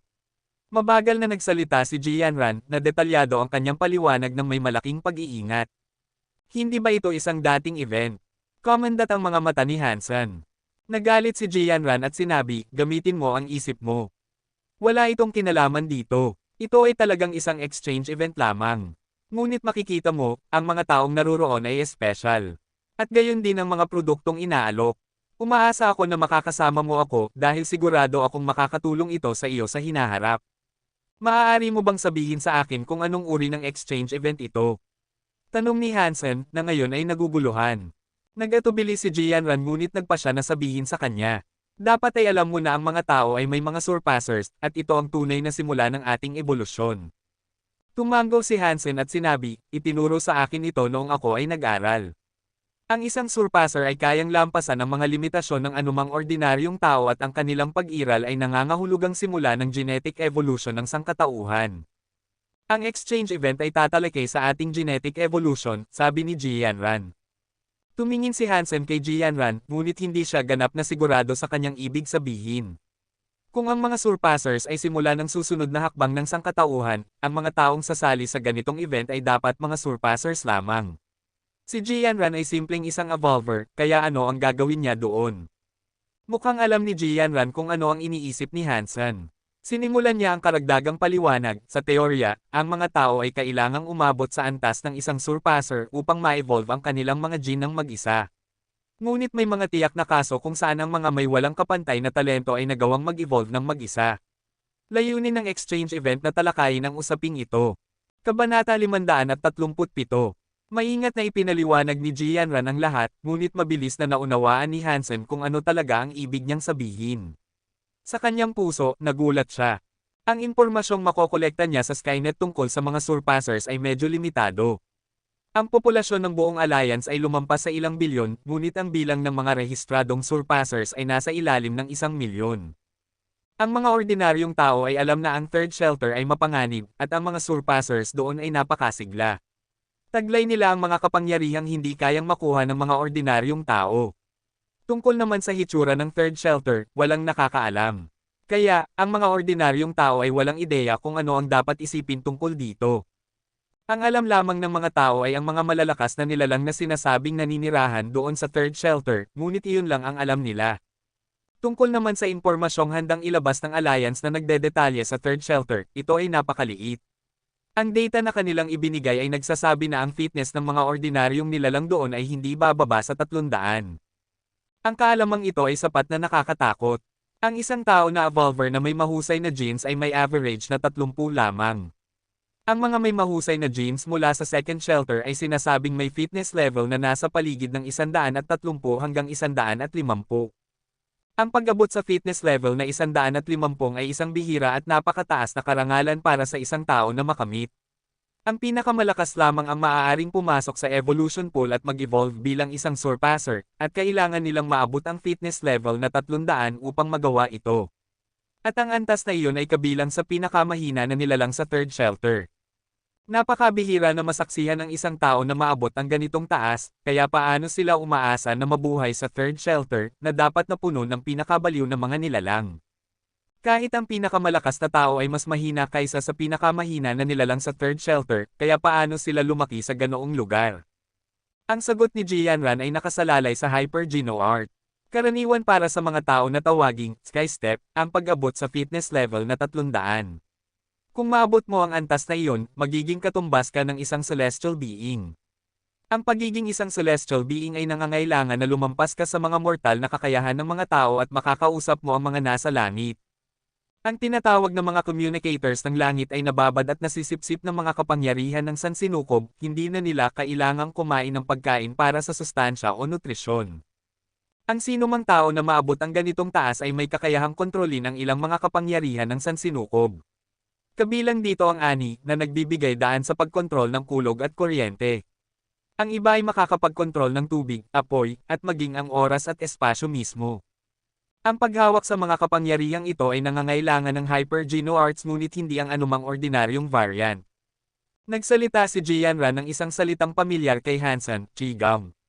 Tanging ang mga Hyper-Geno-Arts na binago ng Qigong ang maaaring gamitin upang mapanatili ang kontrol sa mga kapangyarihan ng sansinukob. Ayon sa sinabi ni Jianran kay Hansen, ang ilang mga high-level na Qigong Hyper-Geno-Arts ay hindi nangangailangan ng mga pagbabago ng celestial being upang magamit. Kahit na ang mga tao ay mga bata, kaya nilang gamitin ang Qigong upang obserbahan ang kapangyarihan ng sansinukob. Ngunit bago maabot ng isang tao ang antas ng isang celestial being, ang mga kapangyarihang maaaring masipsip ay mahina at kakaunti. Sa makatuwid, hindi sila gaanong epektibo. Ngunit pagkatapos ng maraming taon ng pagsasanay, ang kahusayan ng pagsipsip ng isang tao ay maaaring tumaas ng malaki. Kung, pagkatapos noon, pipiliin mong maging isang celestial being, magiging mas malakas ka kaysa sa iba. Gayunpaman, ang ilang mga tao ay may talento, at posible para sa kanila na hindi na kailangang maging isang celestial being bago nila makontrol ang mga kapangyarihan ng sansinukob. Ang pamilya Ji ang angkan na nagmamay-ari ng Qigong. Gayunpaman, mayroong 3 iba pang mga pamilya na may talento sa parehong paraan. Ang bawat pamilya ay nagmana ng Qigong mula sa parehong linya ng lahi at pamana, ang tanging pagkakaiba ay ang apelyido. Ji, Lin, Huang, Zhu. Binanggit ni Jianran ang 4 na apelyidong ito kay Hansen, at nagdulot ito ng pagbilis ng kanyang puso. Ang pagpatay kay Zulong yan ay nagbigay sa kanya ng Ice Skin skill. Nang makuha niya ito, pinagmasdan niya ang sinumang may apelyidong Zhu, ngunit hindi siya nakakakuha ng maraming impormasyon tungkol sa mga malalaking indibidwal na kabilang sa pamilyang iyon. Ngayon, bigla niyang narinig ang apelyidong Zhu na binanggit sa kanya, at nagbago ang kanyang mukha. Kung maaari, mas maganda kung maitaas mo ang iyong fitness sa 150 upang maging isang surpasser ka. Mas mataas, mas mabuti, sabi ni Jianran kay Hansen. Bakit? Upang maging isang surpasser, kailangan kong itaas ang aking fitness level sa 300 at maabot ang Sky Step, sabi ni Hansen. Ang pagiging 300 ay ang antas ng isang celestial being, ngunit may mga pagkakaiba sa pagitan ng mga talentong taglay nila. Kung mas mahusay ang iyong base, mas mataas ang iyong mga talento. Ngunit ano man ang mangyari, hindi mo na ito mababago kapag naging isang surpasser ka na. Sa makatuwid, mas maganda kung susubukan mong itaas ang iyong fitness level hanggat maaari ka pa ring maging isang surpasser sa ibang pagkakataon. Ang iyong mga genes ay dapat na perpekto, muli pang paalala ni Jianran kay Hansen. Si Jianran ay sasali sa exchange event dahil ito ay ang Qigong Exchange para sa Ji, Lin, Huang, at Zhu. Sinabi rin ni Jianran kay Hansen na sa exchange event, tiyak na makakasalubong niya ang isang taong pamilyar. Sino? Tanong ni Hansen, na naguguluhan. Si Wang Mingming mula sa pamilya Wang, narinig kong medyo gusto kanya. Tumawa si Jianran habang sinasabi ito kay Hansen, at tiningnan niya siya ng may masamang tingin. Si Mengmeng ay tinatrato lamang ako bilang isang kuya at ginagawa ko rin siyang kapatid na babae. Alam mo naman iyon, di ba? Medyo nagulat si Hansen dahil alam niyang si Wang Mengmeng ay hindi isang ordinaryong tao. Ngunit hindi niya inaasahan na siya ay magiging tagapagmana ng Qigong sa hinaharap. Talagang nais ni Hansen na tanungin kung sino ang pamilya Zhou, at tanungin din kung mayroon silang espesyal na kasanayan na tinatawag na ice skin, ngunit pinigilan niya ang kanyang tanong sa ngayon. Sa tingin ko ay hindi ako dapat pumunta, maaari ba talaga akong pumunta sa isang event na tulad nito? Sinusubukan ni Hansen na subukan ang determinasyon ni Jianran na dalhin siya. Kung si Zulong yan ay talagang nagmula sa pamilya Zhou, magkakaroon siya ng malaking problema kung malalaman nilang nasa kanya ni Hansen ang ice skin skill. Diretsong tumingin si Jianran sa mga mata ni Hansen. Sa isang nakakatakot na boses, sinabi niya sa kanya, kailangan mo. Matapos niyang magsalita, namula ang kanyang mukha at tahimik niyang sinabi, kahit na maaari kang bumili ng mga binagong bersyon ng Qigong Hyper Geno Arts mula sa St. Hall, karamihan sa mga ito ay mababang antas na Qigongs. Dapat tayong pumunta sa exchange event upang matuto ng mas marami hanggat maaari. Kapag tayo ay nagpakasal sa hinaharap, maaari kang matuto ng Qigong ng direkta mula sa aking pamilya. Ang pagbanggit ng kasal ay nagdulot ng pamumula ng mukha ni Jianran at nanahimik siya. Sige, pupunta ako. Alam ni Hansen na kailangan niyang harapin ang pamilya Zhou sa huli. Hindi niya mapagpapaliban ang hindi maiiwasan magpakailanman. Ang mga taong pumunta sa exchange event ay mga ordinaryong tao, at ang kanilang mga pananaw at opinyon ay hindi, kahit papaano, kasing pait ng mga taglay ng mga mas nakakatandang henerasyon ng kanilang mga pamilya. At kahit papaano, makakasalubong ni Hansen ang pamilya Zhou at sa wakas ay malalaman kung si Zulong yan ay talagang kabilang sa kanila. Gayunpaman, tungkol sa Qigong ng pamilya Ji, hindi gaanong interesado si Hansen. Nais lamang niyang tapusin ang kanyang pagsasali ng Dangshan Sutra. Kahit gaano kalakas ang Qigong ng pamilya Ji, hindi pa niya nakita ang isang miyembro ng pamilya na nakakalusot sa vacuum gamit lamang ang kanilang mga kamay. Ang Dangshan Sutra ay dapat na ang pinakamalakas na Qigong na umiral. Dinala ni Jianran si Hansen upang lumahok sa exchange event, ngunit sumunod din si Annie, ngunit nang makarating sila sa lugar, wala siyang ibang pagpipilian kundi ang maghintay sa labas. Ang dahilan kung bakit makasama ni Hansen si Jianran doon ay dahil nang unang ipakilala siya ni Jianran, siya ay kasintahan na niya. Lin Feng. Hindi pa nakikita ni Hansen si Wang Mengmeng sa event, ngunit nakita niya ang pamilyar na anino. Kabanata 538. Ang exchange event ay ginaganap sa isang malaking auditorium. Nang dumating sila, maraming kabataan na ang naroroon, nakapangkat-pangkat. Ang pagdating ni Hansen at Jianran ay hindi gaanong pinansin. Si Jianran ay hindi naman ang nag-iisang miyembro ng pamilya Ji, at hindi rin siya isang tao na may partikular na katanyagan. Gayunpaman, napansin siya ng ilang tao mula sa pamilya Ji, at lumapit sila upang batiin siya. Habang ginagawa nila ito, sinigurado nilang napagmasdan si Hansen. Pagkatapos ay ipinakilala ni Jianran si Hansen, at bagaman hindi niya ito sinabi ng direkta, kinilala ng kanyang pamilya kung sino siya sa kanya, at kung bakit niya nais na dalhin siya. Akala ni Hansen na ito ay magiging isang exchange event lamang sa pagitan ng mga pamilya Ji, Lin, Wang, at Zhu, at ang bilang ng mga dadalo ay hindi lalampas sa ilang daang tao. Hindi na kailangang sabihin, ang kanyang mga inaasahan ay nabigo nang makita niyang ilang libo ang dumalo. Ang Ji, Lin, at Wang ay ang pinakamalalaking pamilya sa mga nakaraang panahon. Makakakita ka ng bakas nila sa bawat sulok ng alliance, kahit na sila ay mga kabataan lamang na wala pang 40 taong gulang. Hindi ako sigurado kung kaya ng auditorium na ito na mag-host ng higit sa 10,000. Napansin ni Jianran ang pagkalito ni Hansen, at naghahanda na ipaliwanag ng mas detalyado. Hindi ba itinuturing na isang malaking pamilya ang mga Zhou? Tumalo ng puso ni Hansen nang itanong niya ito. Ang pamilya Zhou ay bihirang lumabas, at hindi sila gaanong marami. Aminado, ang Qigong na taglay ng pamilya Zhou ay lumalagpas sa iba pang mga pamilya, kabilang ang akin. Naguguluhan si Hansen, at nais na matuto ng higit pa tungkol sa pamilya Zhou. Ngunit bago pa man siya makapagtanong ng anumang bagay, may lumapit upang makipag-usap kay Jianran at naantala siya. Tumingin si Hansen sa paligid at nakita ang isang mesa sa tabi ng isang podium sa entablado, kung saan nagtipon na ang ilang tao. Isa sa mga taong naroon ay si Lin Feng. Jianran, iyon ang kasintahan mo. Isang babaeng kasing edad ni Jianran ang lumapit. Tiningnan niya si Hansen habang nagsasalita siya. Ang mga genes ng pamilya Ji ay malakas. Masasabi na ang bawat miyembro ng pamilya ay maganda, at ang babaeng ito ay hindi naiiba. Sa katunayan, siya ay mukhang napakaganda. Gayunpaman, hindi siya mukhang kasing sariwa at walang kapintasan ni Jianran. Ang babaeng ito ay katulad ni Jianran, sa paraan ng paghawak niya sa braso ng isa pang binata na tila may malapit na ugnayan sa kanya. Oo, Ching Kyo. Inamin ito ni Jianran sa kanya. Kung dinala niya si Hansen dito, nangangahulugan iyon na wala siyang balak na itago ang pagkakakilanlan ni Hansen. Si Ji Ching-kyo ay humingi lamang ng magalang na pag-uusap, wala siyang tunay na interes kay Hansen.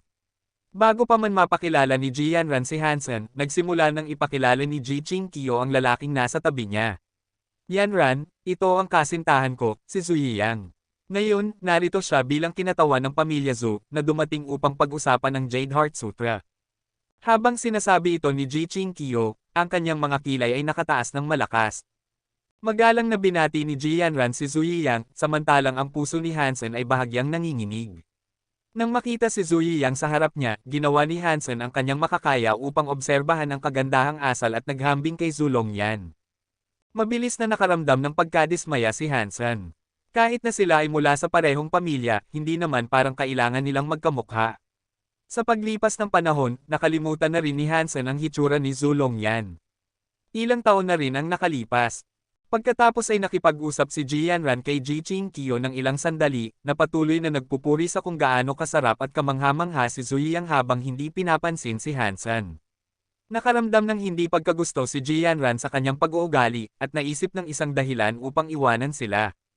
Ang pagnanais ng aking pinsan na makipagkompetensya sa akin ay hindi pa rin nawawala. Ngayon, mayroon siyang kasintahan mula sa pamilya Zhu, siya ay sobrang mayabang, paliwanag ni Jianran kay Hansen ng mahina. Iyon ba ay isang bagay na dapat ipagmalaki? Nagkunwari si Hansen na nagulat habang tinatanong niya ito. Kinagat ni Jianran ang kanyang mga labi at sinabi, sa tingin ko ay hindi ito isang bagay na dapat ipagmalaki, ngunit kung maaari siyang umakyat sa entablado at mag-usap tungkol sa sutra, tiyak na siya ay isang mahalagang tao sa apat na pamilyang ito. Kasunod nito, nagsimula ng magsabi ng hindi magagandang bagay si Jianran tungkol sa mga taong nasa entablado. Pagkatapos ay tahimik niyang sinabi, sa tuwing may exchange event, pipili ang bawat pamilya ng ilang partikular na tao upang magbigay ng talumpati doon. Kung ikaw ay napili upang umakyat doon, ikaw ay dapat na ang pinakamahusay sa pinakamahusay na maibibigay ng pamilyang iyon. Kung gayon, dapat kang umakyat doon, tumawa si Hansen. Ikinibit ng balikat ni Jianran at sumagot, nang bata pa ang aking ama, lagi siyang nasa itaas na nag-uusap tungkol sa mga sutra. Sa kasamaang palad, hindi ko namana ang apoy ng kanyang talento. Ang aking mga kwalifikasyon ay hindi gaanong kapansin-pansin, kaya kulang ako sa mga kinakailangan upang mapili na umakyat doon. Sino ang nagsabi niyan? Kung ako ang masusunod, sasabihin ko sa lahat na ikaw ang pinakakwalipikado upang umakyat doon.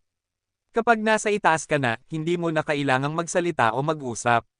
Maaari ka lang umupo doon, at ang mga taong makakakita sa iyo ay makikita ang tunay na kahulugan ng kagandahan. Pagkatapos ay malalaman nila ang sagot sa lahat. Mas maganda iyon kaysa sa paggawa ng isang nakakabagot na talumpati, hindi ba? Ang panliligaw ni Hansen ay malakas. Ang mga kamay ni Jianran ay mahigpit na nakahawak sa baywang ni Hansen, habang ang kanyang mukha ay nagniningning sa liwanag ng 1,000 ngiti. Naglakad-lakad si Ji Ching-kyo at Zuyiyang ng ilang sandali, ngunit pagkatapos ay lumapit muli kay Jianran. Tumawa si Ji Ching-kyo at sinabi, Yanran, aakyat na kami doon upang umupo. Gusto mo bang sumama? Kayo na lang dalawa ang pumunta, okay lang kami ni Hansen dito sa baba, ngumiti si Jianran. Sa tingin ko ay maganda rin na nasa baba, kahit papaano, malaya kang gumalaw.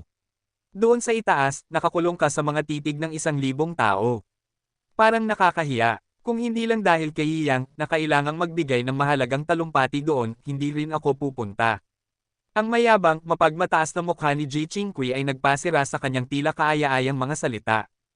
Pagkatapos noon, tiningnan ni Ji Chingqi si Hansen at nagtanong, oo, nakalimutan kong itanong saang pamilya nanggaling ang kasintahan mo. Si Hansen ay hindi nanggaling sa isang Qigong family, sagot ni Jianran. Oh, mabilis na tumingin palayo si Ji Chingqi at hindi na pinansin si Hansen. Nakipag-usap siya kay Jianran ng ilang sandali patungkol sa iba pang mga alalahanin, at pagkatapos ay masayang hinawakan ang braso ni Zuyiyang habang inaakay siya nito patungo sa entablado. Talaga namang hindi mo maaaring husgahan ang isang tao sa pamamagitan ng kanilang hitsura. Si Ji Chingqiu ay isang napakagandang babae, ngunit ang kanyang pagkatao ay hindi kasing ganda, sabi ni Hansen. Tumawa si Ji Yanran at sinabi, hindi mo siya masisisi. Simula noong kami ay mga bata, ang gusto lang niyang gawin ay makipagkompetensya sa akin. Mahirap makahanap ng isang matagumpay na lalaki. Magiging handal ako kung paniniwalaan kung hindi niya nais na ipakita sa akin ang kanyang kasintahan at ang kanyang katayuan. Sa pagsasabi niyan, ibig mo bang sabihin na hindi ako matagumpay? Biro ni Hansen. Sa aking puso, hindi ka lamang matagumpay, ikaw ay talagang ang pinakamahusay. Gayunpaman, para sa mga pamilyang narito, ang pagiging napili upang magbigay ng talumpati sa harap ng lahat ng dadalo ay isang malaking karangalan. Ito ay isang maluwalhating bagay para sa kanila. Tumawa si Ji Yanran, at nagpatuloy, bukod dito, ang pamilya Zhou ay laging mataas ang tingin sa kanilang sarili. Naniniwala silang mas mahusay sila kaysa sa ibang pamilya. Hindi mo ba nakita na ang mga mata ni Zhu Yiyang ay halos umabot sa langit? Dahil ang apat na pamilya natin ay nagmula sa parehong linya ng dugo, gusto ng pamilya Zhou na ipakita ang kanilang sarili bilang ang pangunahing linya ng lahi. Taglay din nila ang pinakamaraming lihim at misteryo na hindi kailanman malalaman ng mga taong hindi kabilang sa kanilang dugo, paliwanag ni Ji Yanran. Anong mga lihim? Ang puso ni Hansen ay nagsimulang mag-skip. Ang Frost Sutra, sagot ni Ji Yanran. Bumantong hininga si Hansen ng may ginhawa dahil nag-aalala siyang sasabihin niya ang ice skin. Mabilis na idinagdag ni Ji Yanran, ngunit ang Frost Sutra ay hindi madaling matutunan. Ilang tao lamang sa buong kasaysayan ang nakagawa ng pagsasanay sa itinuturo nito. Gayunpaman, sa mga nakaraang panahon, sinubukan ng pamilya Zhou na gawing Hypogeno Art ang Frost Sutra, upang matutunan ito ng lahat ng miyembro ng pamilya. Narinig kong nakakakita sila ng mga resulta sa nakaraang ilang taon, at na-modify ito sa isang Hypogeno Art na tinatawag na Ice Skin. Ngunit sa kabila nito, walang nakakita ng sinuman mula sa pamilya Zhou na nagamit ito. Tumalo ng puso ni Hansen, at naisip niya, kaya totoo nga si Zhu Longyan ay talagang kabilang sa pamilyang ito. Kabanata 539. Maingat na sinuri ni Hansen si Zhu Yiyang, hindi alam kung siya ay natututo. Kung hahanapin ang mga tao na may makinis na balat, makikita na maraming tao ang balat nila ay parang yelo. Tila ang mga taong natututo ng Qigong ay lahat ay may balat na tila partikular na makinis. Nagbigay ito kay Hansen ng higit na kapanatagan. Nais ni Hansen na magtanong tungkol sa pamilya Zhou, ngunit bago pa siya makapagtanong, nagsimula na ang talumpati. Lahat ay tumahimik, at kinailangan ni Hansen na lunukan ang kanyang mga tanong at ito ng kanyang atensyon sa entablado. Ang unang babaeng lumabas upang magsalita ay tinawag na Lin Weiwei. Hindi niya matukoy ang kanyang edad, ngunit siya ay napakamaharlika na tila nagbigay ng sigla sa kanyang mga mata sa tuwing tinitingnan siya. Ang kanyang buong katawan ay parang sutlang jade, at kahit ang kanyang buhok ay nagtataglay ng isang liwanag ng nagniningning na kalinisan. Ang third world view na kanyang tinalakay ay isang klasikal na paksa sa Qigong. Dapat sana ay isang wastong talumpati, ngunit ang ginawa niya lamang ay tumayo sa entablado at talakayin ang kanyang sariling opinyon tungkol sa paksa. Hindi man lang niya binasa ang sutra. Hindi pa natutunan ni Hansen ang third world view, ngunit ang narinig na paliwanag ni Lin Weiwei tungkol sa sutra ay nagpasaya sa kanya. Ang dahilan kung bakit hindi niya maunawaan ang Dangshan Sutra ay dahil hindi niya ma-decipher ang isang tiyak na bahagi na binubuo ng isang masalimuot na bokabularyo. Napakahirap nitong basahin. Sa kabutihang palad, ang talumpati ni Lin Weiwei ay nagbigay ng mga komento at paliwanag tungkol sa Qigong. Matapos marinig ang kanyang sinabi, nakaramdam si Hansen na mas naunawaan niya ito. Siya ay nabighani sa kanyang talumpati, kaya't pinanatili niyang nakatutok ang kanyang mga tainga, sabik na mahuli ang bawat salita. Ang mga pangyayari sa entablado ay hindi katulad ng inaasahan niya. Sinabi sa kanya ni Ji Yanran na ang Qigong ay nagsimula sa alamat ng timeline ng 7 emperador ngunit nagtapos sa timeline ng Qin. Pagkatapos ng Qin, walang nakakaalam kung bakit nagsimulang humina ang Qigong. Matapos itong matagpuan muli sa God Sanctuary, ang Qigong ay muling naging kilala. Dahil ito ay isang sinaunang aklat at codex tulad ng Dangshan Sutra, ang mga nilalaman nito ay napakahirap decipher. Inisip ni Hansen na ang Qigong na kanilang pinag-uusapan ay gayon din kahirap. Ngunit pagkatapos marinig ang talumpati, napansin niya na ang third world view na tinalakay ni Lin Weiwei ay isinalin na sa wika na ginagamit ng Alliance. Maganda rin itong nakaugnay sa modernong agham at sa God Sanctuary. Kahit ang mga tao na hindi marunong magsalita o magbasa ng mga sinaunang teksto ay maiintindihan ang kanyang sinabi. Bagaman hindi pa natutunan ni Hansen ang third world view, ang pakikinig sa kanyang mga komento tungkol sa Qigong ay talagang kapaki-pakinabang para sa kanya. Mas mabuti ito kaysa sa pag-aaral ng sinaunang wika mula sa simula. Si Hansen ay nahulog sa mga pangyayari sa entablado. Ayon sa sinabi ni Lin Weiwei, ang Qigong ay isa lamang hyper-Geno art. Hindi ito katulad ng mga ordinaryong uri, ito ay dinisenyo para sa mga tao upang makuha ang potensyal ng kanilang mga gene. Ito ay isang hyper-Geno art na kayang sumipsip ng kapangyarihan ng sansinukob. Ang pangunahing prinsipyo ng Qigong ay pinapayagan ang katawan ng isang tao na sumipsip at maging sisidlan para sa mga kapangyarihan ng sansinukob. Pinapalakas nito ang mga gene ng isang individual. Ayon sa mga bagong teorya, kinakailangan ang fitness level na 300 at ang pagkuha ng katayuan ng isang celestial being upang maitatag ang baseline ng mga kinakailangan para sa Qigong. Ang pag-bridge ng Qigong ay ang pag-bridge ng tela ng iyong mga gene. Ang pagpasok sa Qigong, sa paggamit ng terminong sistematikong henetiko, ay isang biglaang pagbabago sa gene lock. Ang pag-abot sa antas ng isang celestial being ay nangangahulugang nagawa ng isang individual na buksan ang kanilang gene lock. Kung mabuksan mo ang gene lock, magkakaroon ng malaking pagtalon sa ebolusyon ng iyong mga gene. Para sa ilang Qigong, gayunpaman, hindi mo kailangang maging isang celestial being bago mo matutunan kung paano buksan ang gene lock. Napakakaunting tao ang may talento upang magawa ito. Ngunit kahit na hindi mo mabuksan ang gene lock bago umakyat sa antas ng isang celestial being, ang pag-aaral ng Qigong ay isa pa ring paraan upang ma-refine ang iyong mga gene. Pagkatapos mong buksan ang gene lock, ang mga pagbabago sa loob ng iyong mga gene ay magiging mas malaki. Matapos tapusin ni Lin Weiwei ang kanyang talumpati tungkol sa Third World View, nanatiling sabik si Hansen na makinig pa. Napansin ni Jianran kung gaano katindi ang atensyon ni Hansen sa talumpati at nagtanong, natutunan mo na ba ang Third World View? Hindi, sagot ni Hansen. Naisip ni Jianran na hindi siya maaaring matuto nito noon dahil ang Third World View ay isang Qigong Codex na eksklusibo sa 4 na pamilya. Natural lamang na hindi niya ito alam. Ngunit kung ito ang kaso, bakit siya sobrang nakatutok sa talumpati? Pagkatapos ni Lin Weiwei, oras na para kay Zhu Yiyang na magbigay ng kanyang talumpati. Umakyat siya sa entablado at nagsimulang pag-usapan ng Ice Heart, isang paksa na kaya niyang talakayin ng detalyado. Sa pamamagitan ng kombinasyon ng modernong agham at isang shelter gene system, nakakuha si Hansen ng maraming kaalaman tungkol dito. Ang Ice Heart na ito ay tila pamilyar. Matapos marinig ang talumpati ni Zhu Yiyang, bagaman hindi natutunan ni Hansen ang Ice Heart ng buo, tiyak na umabot na ang kanyang pag-unawa dito sa isang bagong antas. Hindi inaasahan ni Hansen na magiging napakakapakipakinabang ang exchange event para sa kanyang pag-unawa sa maraming bagay. Ang mga salita ng kanilang mga talumpati at ang nilalaman ng Dangshan Sutra ay bumaha sa kanyang isipan. Maraming bahagi ang hindi niya naunawaan dati, ngunit ngayon ay nagkakaintindihan na siya. Ang puso ni Hansen ay nag-aalab at nais niyang simulan ang pag-aaral ng Dangshan Sutra kaagad. Ngunit patuloy pa rin siyang matiyagang nakikinig sa mga sinasabi sa entablado. Marahil ay mayroon pang higit na matutunan. Sa kabuuan, 13 tao ang magbibigay ng talumpati mula sa 4 na pamilya. Bawat isa ay gagawa ng talumpati araw-araw sa loob ng 3 araw. Nangangahulugan ito ng 39 na Qigong na malalim na natutunan sa pamamagitan ng mga talumpati sa entablado. Sa kasamaang palad, ang mga komento at personal na pagsusuri ng bawat individual ay nagkulay sa bawat talakayan sa entablado. Wala sa kanila ang tumalakay sa mga orihinal na codexes at kung paano ito matutunan. Imposible na matutunan ang mga codexes sa pamamagitan lamang ng pakikinig sa kanilang pagsasalita. Ngunit ang mga espesyal na termino at kaalaman na bumubuo sa Qigong ang talagang kinabighani ni Hansen. Bagaman nakaramdam si Jianran na kakaiba na sobrang interesado si Hansen sa mga talakayan, natuwa pa rin siya. Magandang makita si Hansen na sobrang nakatuon sa pag-aaral ng Qigong dahil mas madali para sa kanya na matutunan ang Qigong ng pamilya Ji sa hinaharap.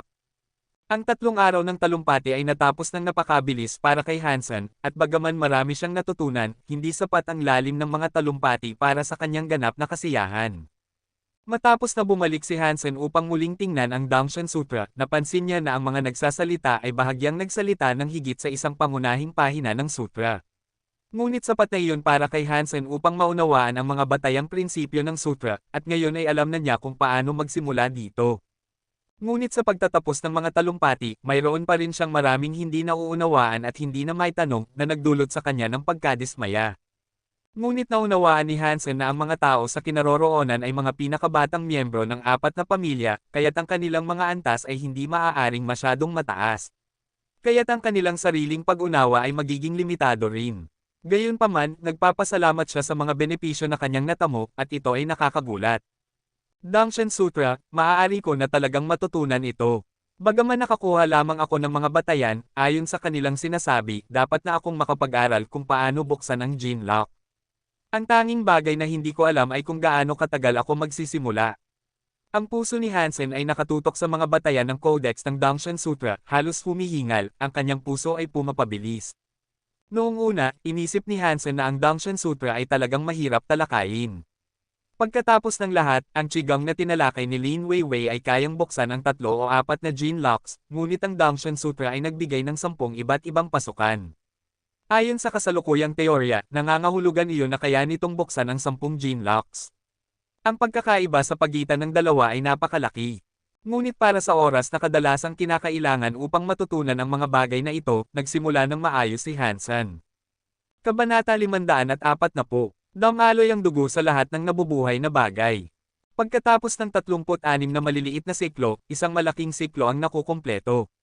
Naramdaman ni Hansen ang pagkawala ng bigat ng kanyang katawan, na parang balahibo na lamang ang timbang.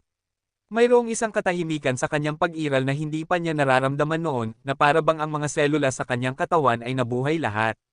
Bumilis ang kanyang metabolismo, at nagbigay ito ng enerhiya sa kanyang mga selula. Ang matamis na amoy ng sariwa, birhen na damo ay bumabalot sa hangin. Hoy, naglagay ka ba ng pabango? Si Jianran ay nakaupo sa tabi ni Hansen at tiningnan siya. Suminggol siya at lumapit upang mas maamoy niya ang kanyang amoy. Hindi sa publiko. Maghintay hanggang sa makabalik tayo sa silid, tapos ay maaari mo nang gawin sa akin ang gusto mo, nahihiyang sabi ni Hansen. Pwes, bahala ka na nga. Namula ng husto si Jianran, at kinurot ang kanyang baywang bilang ganti. Gayunpaman, hindi niya mapigilan ang kanyang pagkamausisa, kaya't pinagpatuloy niya ang pag-amoy sa amoy ni Hansen. Ang bango naman ng pabangong yan. Anong brand ang gamit mo? Bakit hindi ko ito napansin dati? Hindi ako gumagamit ng pabango. Naunawaan ni Hansen na kasunod ng kanyang pagsasanay sa Dangshan Sutra, ang kanyang katawan ay puno ng amoy ng buhay. Imposible. Hindi pa ako nabigo ng aking ilong, tiyak na gumagamit ka ng pabango. Hindi siya pinaniwalaan ni Jianran. Hindi ito pabango, ito ay natural na amoy lang ng aking katawan. Kumurap si Hansen ng minsan habang nagsasalita. Lalaki ka, bakit ka naman magkakaroon ng ganoong amoy? Sabihin mo sa akin ngayon din, anong brand ang gamit mo? Tinitigan ni Jianran si Hansen. Hindi talaga ako gumamit ng pabango. Ito lang ang amoy ng aking katawan. Kung hindi ka naniniwala sa akin, pumunta ka sa aking kwarto mamayang gabi. Ngunit bago pa matapos ni Hansen ang kanyang pangungusap, kinurot na naman siya ni Jianran. Tapos na ang mga talumpati, at ang lahat ng tao sa auditorium ay nagpapalitan ng mga pananaw sa isa't isa. Ngunit walang nakapansin kay Hansen na nanliligaw kay Jianran. Lin Feng, halika at sumama ka sa amin, ngumiti si Zhu Yiyang at sinenyasan si Lin Feng na sumama sa kanya. Nang matapos ang talumpati, lahat ay nag-uusap tungkol sa kanilang nakita. Ngunit masyadong maraming tao, kaya imposibleng isama ang lahat sa mga talakayan. Karaniwan, ang isang grupo ng talakayan ay binubuo lamang ng mga 6 na tao. Ang mga taong may magkakatulad na antas ay karaniwang nagsasama-sama. Ang mga pinapayagang umakyat sa entablado ay itinuturing na mga leader ng kanilang henerasyon.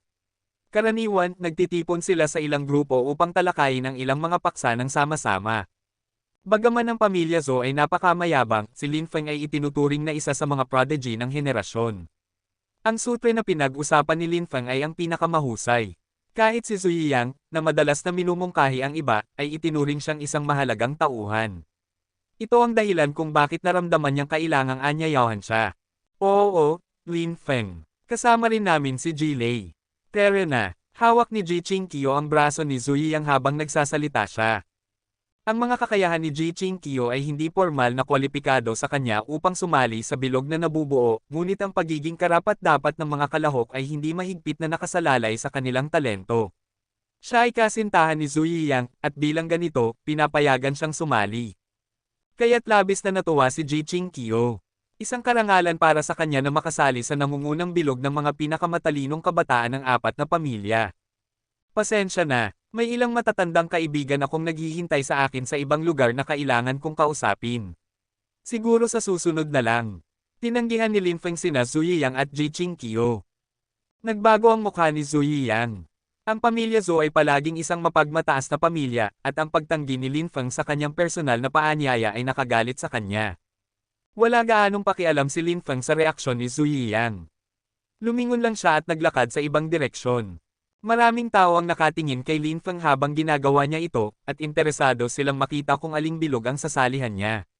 Pagkatapos ng lahat, ang pagganap ni Lin Feng ay talagang kamangha-mangha at isang highlight ng apat na pamilya. Kahit si Zhu Yiyang ay hindi maagaw ang kanyang atensyon. Karamihan sa mga tao ay naghihinala na hindi sasali si Lin Feng sa bilog ni Zhu Yiyang, at malamang nasasali siya sa isang bilog na binubuo ng mga wang. Ngunit sa pagkagulat ng marami, hindi rin siya pumunta doon. Sa ilalim ng mausisang mga mata ng lahat, si Lin Feng ay umupo sa tabi ng isang lalaking kakaiba sa kanila. Ang dalawa sa kanila ay kumilos ng natural, hindi na nag-abalang bumati ng formal. Tila malapit sila sa isa't isa. Marami ang nagulat dahil karamihan ay walang ideya kung sino ang taong iyon na kasama ni Lin Feng. Sina Zhu Yiyang at Ji Qingqiu, nang makita kung sino iyon, parehong napangiwi. Si Lin Feng ay umupo sa tabi ni Hansen. Sa sandaling iyon, nagsimula ang mga bulungan mula sa karamihan tungkol sa kung sino ang kakaibang lalaking iyon. Habang karamihan ay hindi alam kung sino siya, maraming nakakilala kay Ji Yanran. Bagaman siya ay ipinanganak sa isang kahangahangang pamilya, ang kanyang mga talento ay hindi naman pambihira. Tila hindi rin para kay Ji Yanran si Lin Feng. Umupo lang talaga siya at nagsimulang makipag-usap sa hindi kilalang lalaki. Maraming tao ang nagsimulang talakayin ang pinagmulan ng kakaibang taong ito, ngunit ang kanilang nalaman lamang ay ang kanyang pangalan ay Han Senador at siya ay kasintahan ni Ji Yanran. Iyon lang. Hindi ko inaasahan na makita ka rito. Ngumiti si Lin Feng dahil napansin niya si Hansen sa karamihan kanina pa. Ngunit kailangan niyang maghintay hanggang matapos ang lahat ng talumpati bago siya makasama si Hansen. Pareho lang din, binigyan ni Hansen si Lin Feng ng inumin. Walang pag-toast ng mga baso, agad siyang uminom. Wala naman gaanong pakialam si Lin Feng sa pag-uugaling ito, at kinuha rin niya ang alak na ibinigay sa kanya at uminom. Pagkatapos ay nagsimula silang mag-usap ng casual. Nagulat din si Ji Yanran nang makita sina Hansen at Lin Feng na magkasama. Wala siyang ideya na ang dalawa ay may ganitong relasyon, isang relasyon na tila malusog at positibo. Akala niya ay kikilalanin lang niya si Wang Mengmeng, ngunit kahit siya ay hindi dumating para makita sila. Nag-usap sina Lin Feng at Hansen ng medyo matagal, ngunit hindi nagtagal ay lumitaw sina Zhu Yiyang at Ji Qingqiu. Ngumiti si Ji Qingqiu at nagtanong, Yanran, ayos lang sayo kung sasama kami sayo, di ba? Qingqiu, dito ka na lang umupo. Bagaman hindi masyadong interesado si Ji Yanran sa ideya na makasama ang kanyang kapatid, nakokonsensya siyang tanggihan ito. Pareho silang umupo. Ang mga itim na mata ni Zhu Yiyang ay kumikinang na nakatingin kay Hansen, at malakas niyang tinanong, Lin Feng, matalik mo bang kaibigan ito? Tumanggaw si Lin Feng ngunit hindi na nagpaliwanag. Little Feng Feng, mga kaibigan mo ba ang mga ito? Isa pang tao ang lumitaw, hindi inanyayahan. Umupo siya sa tabi ni Lin Feng at niyakap siya habang tumatawa. Tiningnan ni Hansen ang taong tumawag kay Lin Feng na, Little Feng Feng, at nakita niyang ito nga si Lin Weiwei, na nagbigay ng talumpati tungkol sa Third World View. Si Lin Weiwei ay hindi kapani-paniwalang elegante, at ang kanyang buong presensya at pagkatao ay tila nagniningning. Bagaman siya ay mahinahon, naramdaman ni Hansen ang napakalaking kapangyarihan na nagmumula sa loob niya. Nadismaya si Lin Feng, at sinabi, Ate, ito ang kaibigan ko na si Han Senador. Hindi na siya naghintay kay Lin Feng na ipakilala si Hansen at sa halip ay tumingin ng diretso sa mga mata ni Lin Feng. Pagkatapos ay inabot niya ang kamay kay Hansen at sinabi, Ako si Lin Weiwei, ate ni Lin Feng. Maaari mo akong tawaging Ate Weiwei. Nakita ni Hansen ang walang emosyon na mukha ni Lin Feng, ngunit gayunpaman, ngumiti siya at nakipagkamay kay Lin Weiwei. Gamit ang isang matamis na boses, sinabi niya, Ate Weiwei.